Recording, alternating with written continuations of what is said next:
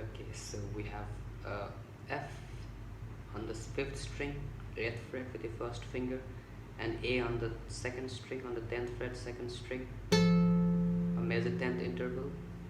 Then this A goes to 2 semitones lower to G, and F comes to E.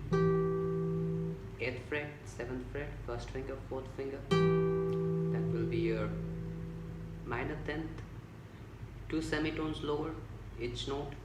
This gives you D, 5th fret, this gives you F, 6th fret, another minor 10th, this goes 1 semitone lower making it E, this goes 2 semitones lower making it C. So we have a major 10th, 2 semitones lower, a major 10th, back. That's the first line. Then we come back to the again.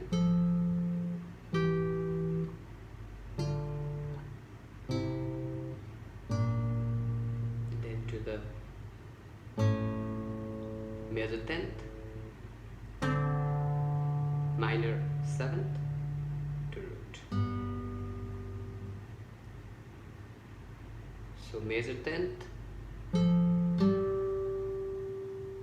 minor 10th, minor 10th, minor 10th, and major 10th, major 10th, major 10th, back, minor 10th, minor 10th, major 10th, major 10th, major 10th, that's minor 7th. 1, 2, 3, 4. 1 and 2 and 3 and 4 and 1 and 2 and 3 and 4 again, and 2 and 3 and 4 and 1 and 2 and 3 and 4 and 1 and 2 and 1 and 2 and 3 and see the time signature change there. Once more. 1 and 1 and 2 and 3 and 4 and 1 and 2 and 3 and 4 and 1 and 2 and 3 and 4 and 2 and 3 and 4 and 1 and 2 and 1 and 2 and 3. So that was the rhythm and the intervals of the song. Now I'd like you to look at the harmonic analysis of the song. It's in the key of G major. So I'd like to sing for you once again. So I'll play the basic chords. 1 and 2 and 3 and blackbird sing in the dead of night. Take these broken wings and learn to fly. Of your life, you were only waiting for the moment to arrive.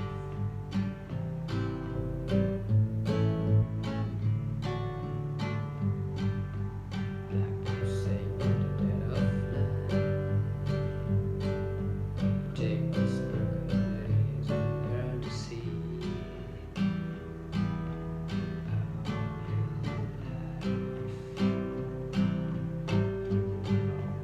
Waiting for the moment to arrive. Blackbird fly. Blackbird fly into the light. Okay, so the song is like 1 to 4. It has 1, 4, it has 5, it has the relative minus E minor. So we'll look at those chords now, like D flat. Okay. So the first line of the song, Blackbird sing in the dead of night. So that is a G major, and the melody with the counterpoints. Blackbird sing in the dead of night. Now this is an interesting part of the song. So C major, Take this broken away, take this broken, take this broken away. Take this broken wings, take this broken wings. Now between C major and D major, we need to add take this broken. So we've already done this chord before. Check out my lessons. This is a full diminished chord, C sharp diminished, used as a passing against D major. So C major, that's the fourth chord, passing C sharp diminished to D major. The fifth chord, again it passes off using the E flat diminished, full diminished to E minor. After this we come back, after this we have a parallel key change. It goes to E flat major. So G major now has an E minor. It doesn't have an E flat major. But if you look at G minor scale, the parallel scale, there you will find that it has an E flat major. So 1, 2, 3, 4, 5, 6th. Okay. So relative minor to the parallel 6th. Then back to the 5th chord. This is not a parallel, it's a 5th of G. Then it goes to C, but before that we again come back to that C sharp diminished. Or this. Then to C. Then to C minor. Now again this is a parallel change here. G doesn't have C minor, but G minor key has C as minor. So 4 and a borrowed 4th. Then we have this is a G major with a third as a root as the root note, the inverted chord, and then to A7. This is interesting here. Now, how come there's an A7 in the key of G major? It has to be A minor. So this is known as 5 of 5, which means G major. The 5th of G major is D, which can be made into a dominant 7, the dominant 5th. Now what is the 5th of D? The 5th of D is A, so we can use A7th now. So it's a very good substitution.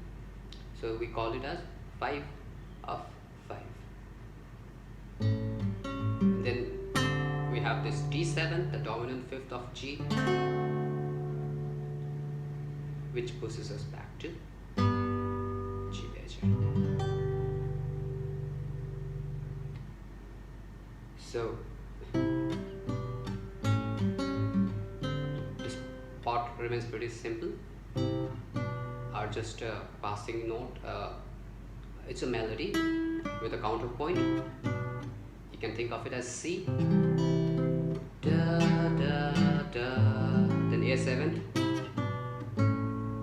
Then da da A7, the 5th of 5th to the 5th of G to G. Then again the second line. It goes the same way without that line. This line da da da comes only for the first time. The next section in question is the part where we play. So now think of all these notes as a melody. Okay. So it has counterpoints. That's why it sounds very. It sounds wonderful. Like. Otherwise, it's just.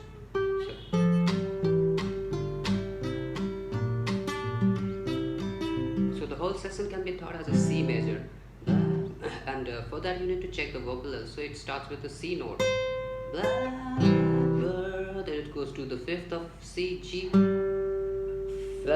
same thing, G, so it's C, G. Blackbird, fly, blackbird, fly. No, this is again a borrowed chord from the parallel minor. 1, 2, 3, 4. Sorry, it's not a borrowed fourth. It's a 1, 2, 3. It's a borrowed third. So it gives you a kind of a bluesy feel here. So he could have just written it like this.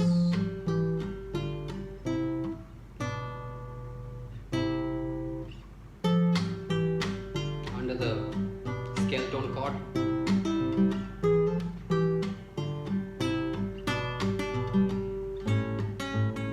But instead I choose for.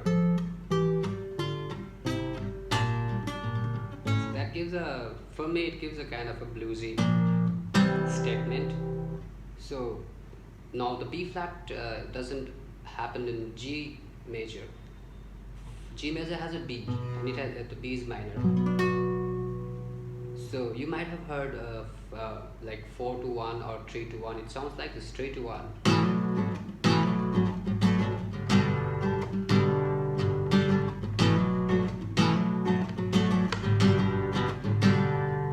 Now here the 4-1, that is more common.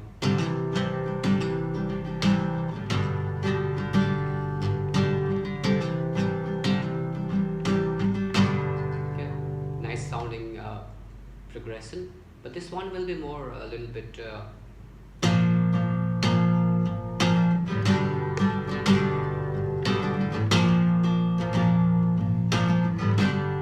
because that's a borrowed third from the minor to the major. So for me it's a bluesy thing.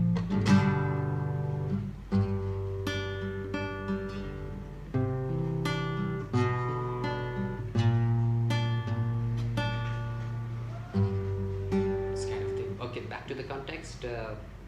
Where were we? So here we were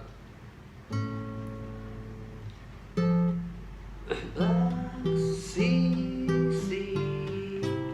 borrowed third, C, and again C,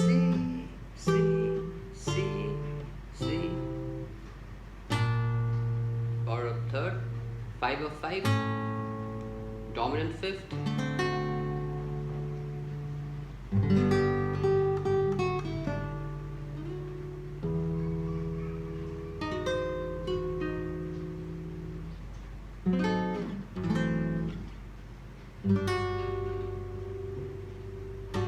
so one thing to note for that, I found it very interesting is that part. Blackbird, sorry for that. Blackbird, fly into the light. That is into the light. That is an F note, but the chord is a D7. Now D7 will have a F sharp, not an F. So doesn't it sound a bit off? Into the light of the dark black night. So now very interesting thing, like a dominant 7 chord can always be substituted with a 9th chord most of the time. Now a 9th chord can be substituted sometimes with a sharpened 9th.